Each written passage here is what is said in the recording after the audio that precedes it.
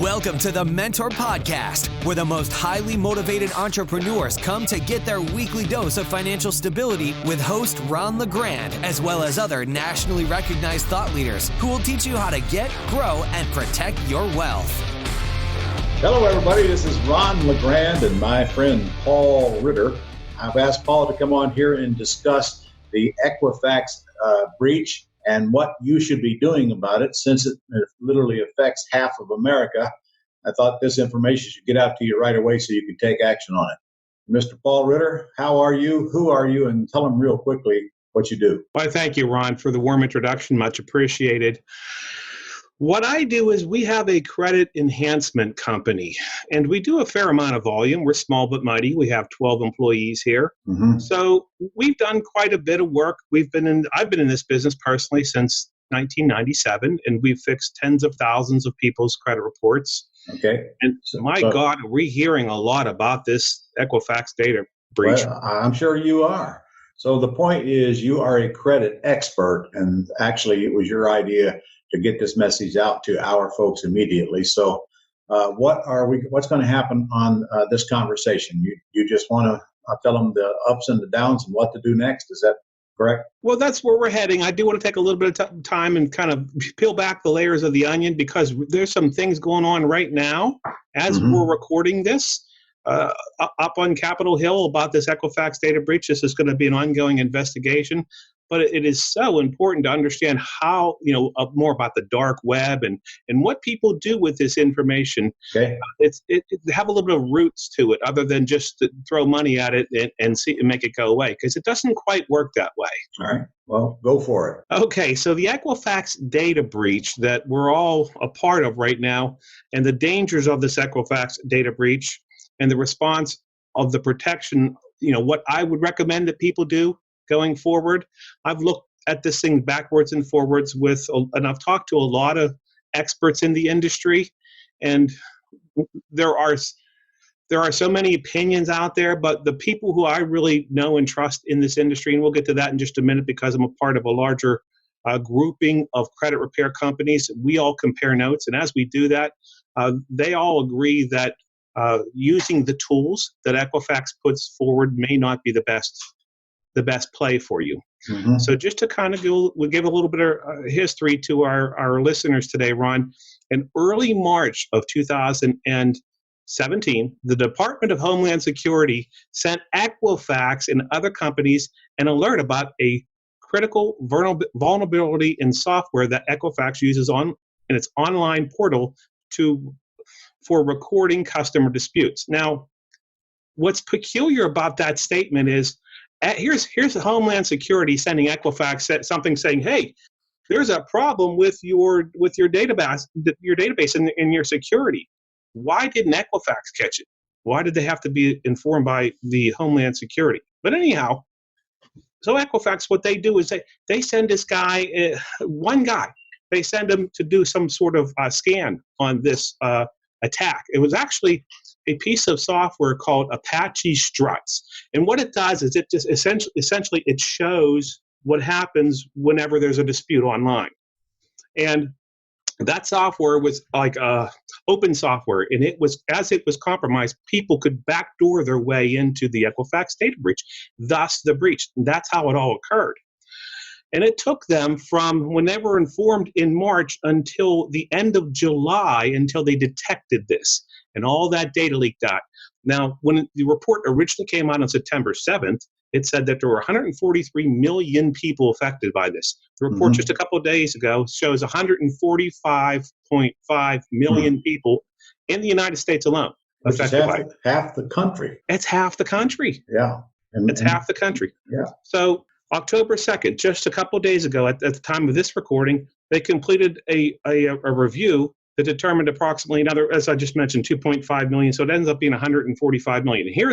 And there's a gentleman, the name of the gentleman who recently stepped down as the CEO of Equifax. His name was Richard Smith. He's testifying even today as we sit here and record this. He's testifying before the House Energy Committee, Commerce Committee, and he has been for the past 2 days. And some of the things that were said during this, Elizabeth Warren was grilling him about how all this came about, and the fact that Equifax is profiting from it is just outrageous. It's totally outrageous. Matter of fact, I've got a little bit more about that right here. Senator Elizabeth, I'm sorry, go ahead, Ron. Let me interrupt you. Let's not spend any more time figuring out who's to blame and why. Okay. I'd rather focus on what the downside is to us and what we're going to do about it. Okay. There's some information about how all this happened, like you said, but let's not go down that road.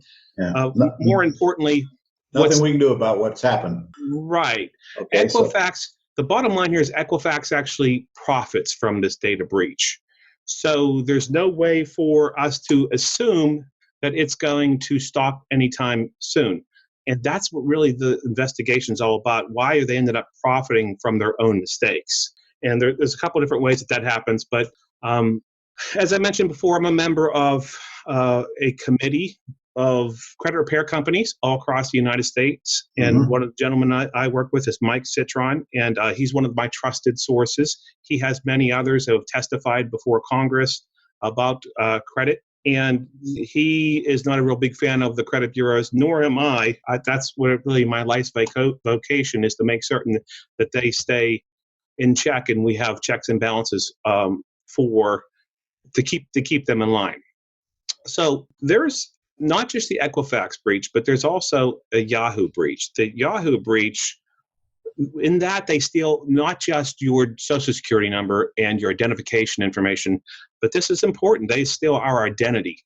The criminals, they really don't want your money, they want your identity. And so to avoid having our information put out there on the dark web, which is where they steal identities, we should, and this is one of your points we're talking to, what we should do is we should not use the same passwords over and over again.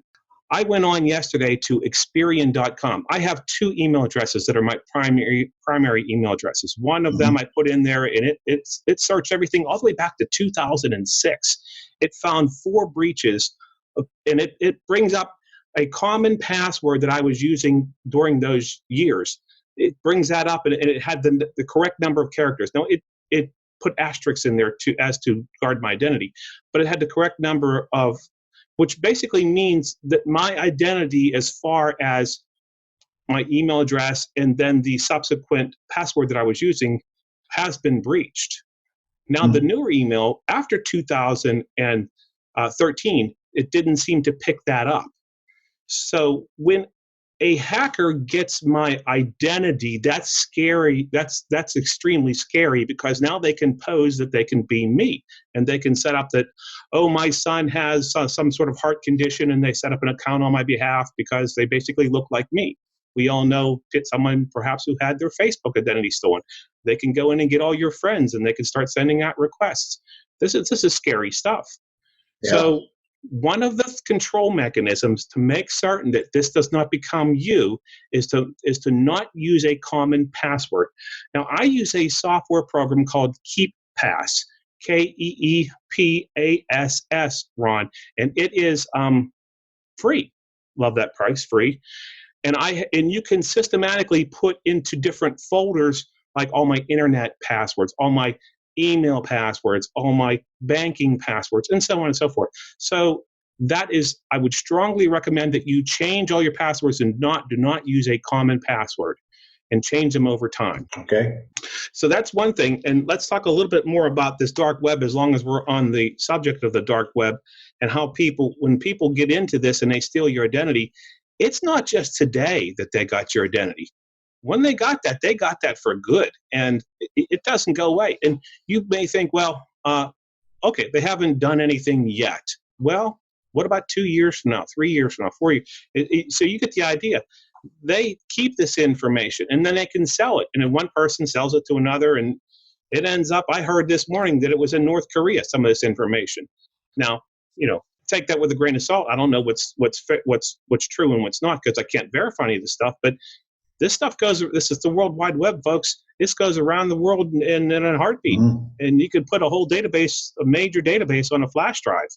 So yeah, this is extremely important. And they get our identity, they can do a lot of damage to us. That's about the dark web. Paul, let me ask you a question. Suppose I change all my passwords. Okay, how is that going to stop them from from stealing my identity? What it will do is it will prevent them from a future hack into an account that, like a Facebook, like when you log on to your Gmail account. I mean, that's a major one because your Gmail account controls so many things. I mean, I got a Google Wallet sitting off of my Gmail account. There's so many things sitting out there that all play off of the same thing.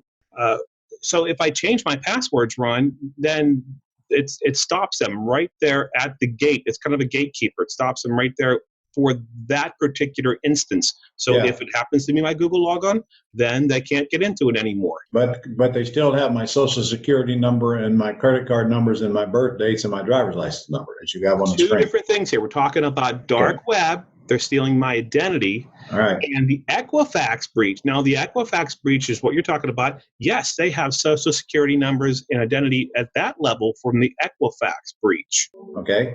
So what can they do with that? What can they do with that information that would affect us greatly? Oh my God, they can open up credit cards on your behalf. Okay. Let me give you, for instance, this kind of makes my skin crawl just remembering back through this, but this happened to my wife. She had her credit card information stolen, okay, on the World Wide Web. So they go in and they buy candles, $1,500 worth of candles on her account. And then they pay it off the very next month. They paid the account off. And then they got another $1,500 worth of candles. And they did this 3 times and they paid it off 3 times. And then guess what? After the third payoff, it ends up that that the cards that they were using to pay it off, those were stolen cards. So all those bounce. So now she owes $4,500. So there's clever schemes out there. So what can they do? That was not an easy thing. At the time that happened, I didn't have identity theft protection in place. It was a mess to get that off. I own a credit repair company, folks. It took us 6 months to get that off.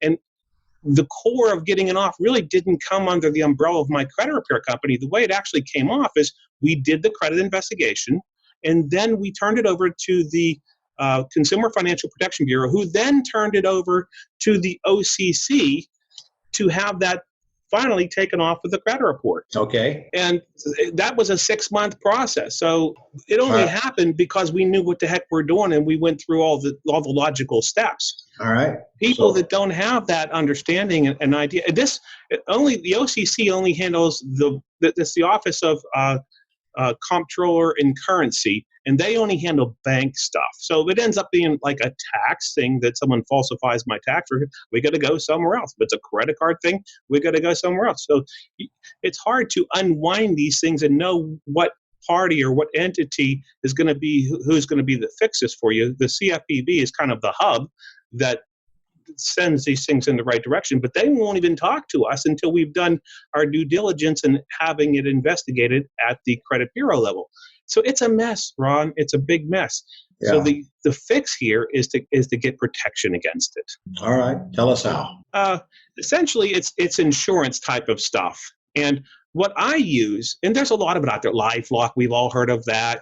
And what I use is Legal Shield Identity Shield program. It is amazing. It's so much different than what you're going to get online with the identity theft protection from LifeLock, because they'll give you up to $5 million. They will use people here in the United States to fix anything that's wrong. They will do this for my family. They will give us for the same price, for the same low price. They're going to do my family members and protect against that as well. So it's a much better tool than what you're going to get with working online with Equifax or anybody else. Okay. Well, what about it? You mean how much does it cost? How much does it cost, and what would I want to know about it that we haven't discussed yet? What's the downside of it? The downside of the Legal Shield, people say, well, gee, Paul, why would I have to pay for, I mean, I never had to pay for it before. Why would I have to pay to protect myself against something like the identity theft protection? Well, the reason why, folks, is times have changed. We're not This is not your grandfather's credit world. This is totally different. We're in a totally different sandbox here, folks. So the downside is the amount of money that we got to pay for it. But the upside, to unwind someone's credit report and to get it back to where it was. Again, I own a credit repair company. It's not easy, even with all the tools that I have. The identity theft protection monitors it so that you're alerted right away. And also, they will get you back to where you started even before the identity breach occurred. So how do they differ from the other companies like LifeLock and so forth? Well, LifeLock is limited in scope and what it will do and how it will work with you. They do have monitoring, but they don't have monitoring for like driver's licenses and social security cards and stealing medical information. Mm-hmm. They don't even do any of that stuff. Okay. But, so LifeLock has all those pieces in place.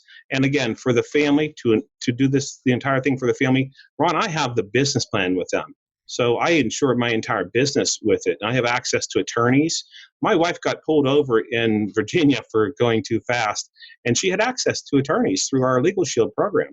So we didn't have to go down to Virginia, and because they're one of these states you have to go and you have to appear before them. And she didn't have to do any of that stuff because we had this Legal Shield program. So do I have to be a member of Legal Shield in order to get the credit protection service? They have a Identity Shield program that is $9.99. Okay, so that's just the one, or you can do the step up from that, which is the $19.99, which gives you access to attorneys and so on. Okay, all right. And the screen says, "Do not enroll with their free offer." Why? This is the screen here we're talking about is Equifax has this thing where they will allow you to go and see whether or not you have been compromised. And every single person I have talked to has been compromised on the Equifax site. So this is showing you where to go. I would recommend to do it. Go ahead and see whether or not you've been compromised, but don't use their program. The reason why is because what they do is they're going to give you free for 90 days. They're monitoring. And then after that, but you're going to have to give them your credit card number up front. So after that, they're going to charge you $19.95, might even be $29.95 per month. And the idea here is that so many people are going to stick with the program just because it's easier to stay with it than cancel it. And why should they profit from their breach? And then secondly, the company that they're using to do this, although it's an independent third-party company, they pay money back to Equifax to provide the service. So you're saying the website that you've got in front of us is for Equifax to check to see if we've been breached, but they won't let us check unless we sign up for their service? The site to go to for Equifax is right there. No, you can check you in whether or not you've been breached. And once you do, it's going to automatically send you to something like this. The next screen here, it says, "Thank you, you've been breached. Enroll." You click on this button, and what I'm saying is don't enroll. Okay, got you. And here's the reasons down here as to why you shouldn't enroll in that. All right. They attempted. Okay, right. I'm sorry. Go ahead, Ron. Well, I was going to say, okay, so I got the reasons here, which are too numerous to sit here and read. The point is, we don't want to use their system to fix their problem. Okay, well, then what do we do? So what you do is you're going to go to mycreditteam.com and click on latest news. And I have an article up there about the Equifax breach. And then down below, you'll see a hyperlink that says click here. And once you click there, it'll walk you through what you need to do and give you all your options to signing up for just Identity Shield, Identity Theft Protection, business plan, or whatever you want to sign up for. Okay. How do you spell team, Paul? Okay, so don't go to mycredittem.com. Go to team. Thank you, Ron. Yeah. All right. So when I go to mycreditteam.com, what am I going to find there and what am I doing? All this menu bar that says home, latest news, frequently asked questions, so on. Click on the latest news of the menu bar. Yeah, I got it. Okay. And then what? There'll be a link down below. It says arm yourself and your family, and it says click here, and it gives you all the options and walks you through it. Got it. Okay, so that's going to give me a lot better protection than using the Equifax thing. Or the other programs. I got it. Okay. Absolutely.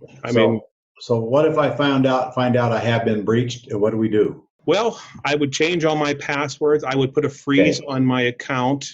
Putting a freeze on your account with Equifax is rather simple. You're just going to go up there and ask them to put a freeze on the account. Well, what is the freeze for? Exactly. The freeze. What does it stop? The freeze stops anyone from applying for within the next 90 days, using your credit to apply. Got it. And then there's a thing they call it's a PIN number. Think of it as your unfreeze. So if you want to go apply for a card while you're still under freeze, you'll have to have your PIN number and apply and give it to whomever you're applying with, because when they run that credit, they won't be able to do it without the PIN number. Got it. All right. Okay. So it's a temporary way to control hackers to getting into your account. The longer term solution is to enroll with the Legal Shield plan, and it's a much more solid solution. Okay. All right. Is that it? That's the 30,000-foot overview. Okay. Other than that, we could go on and talk about Target's breach, and there's so many other breaches sitting out there. I would stay on top of what's going on in the legal news. All right. Well, for the sake of this broadcast, we've accomplished what we need to accomplish. What's going to happen if you don't take action? How to check it and how to fix it the best you can. So that's good. We got that message out there. So you guys listening, I hope you're going to take action on this before. Look, Paul will be the first to tell you, if you don't do anything and they hit you, it is going to affect your life for a long time in the future. You saw me taking notes. I'm going to do exactly what he just told me to do as soon as we get through with this broadcast. So suggest you do the same. All right. Anything else you want to add, Paul? Ron, there's some people that their credit is worth stealing, and there's some people the credit's not worth stealing. And don't think just because your credit is a little banged up that it's not worth stealing, because it may not be that way today, but it might be in a year from now that you reverse it. Maybe they don't want your credit. Maybe they want to use your personal information for other stuff. That's right. That's right. They can use it on the dark web, and they can hack that way. Yeah. Yeah. All right, sir. Any other words of wisdom? No, Ron, again, I want to thank you for spending time with me today, and I look forward to doing other things with you. All right. Thank you, and thank everybody for tuning in. Hope you take action on this. See you later. That's all for this edition of the Mentor Podcast. To connect with Ron and learn how you can attain financial freedom, as well as up-to-date strategies to grow and protect your wealth based on today's discussion, go to www.connectwiththementor.com.